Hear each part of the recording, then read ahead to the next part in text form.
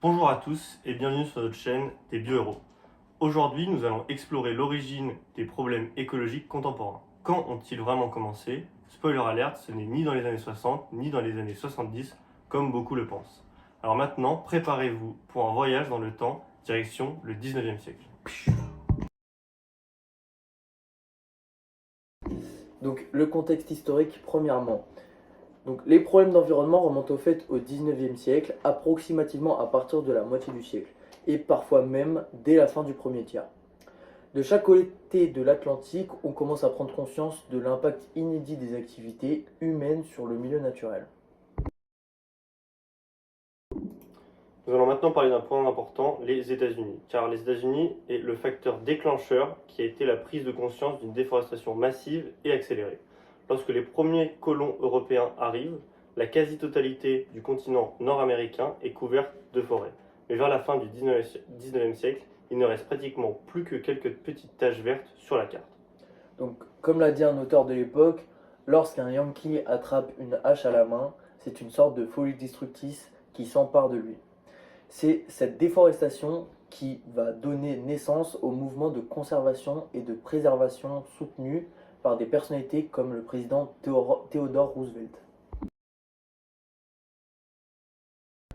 Après avoir parlé des États-Unis, maintenant nous allons parler de l'Europe. En Europe, la déforestation est une vieille affaire. Cependant, ce qui va marquer les esprits au 19e siècle, c'est l'industrialisation. Les premières soudières, par exemple, noircissaient l'environnement immédiat. On trouve même des plaintes de figures comme Jean-Jacques Rousseau qui voyait l'industrie gâcher les paysages naturels.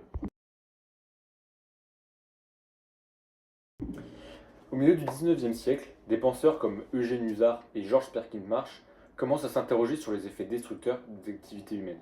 Musard, dans La fin du monde par la science, anticipe la destruction écologique et Marsh, dans Man and Nature, dresse un inventaire des impacts humains sur les écosystèmes.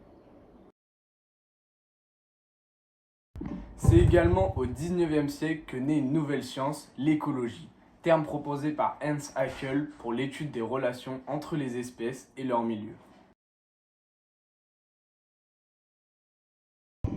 Maintenant, je vais vous parler des actions et des lois. Des actions concrètes suivent ces réflexions.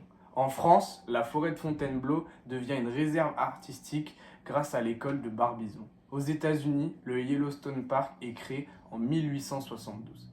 Des mouvements sociaux naissent aussi. En 1854, la Société d'acclimatation en France et en 1892, le Sierra Club aux États-Unis. Après un creux durant les guerres mondiales, la conscience écologique refait surface avec des figures comme Rachel Carson. Depuis la fin de la Seconde Guerre mondiale, les préoccupations écologiques ne cessent de croître.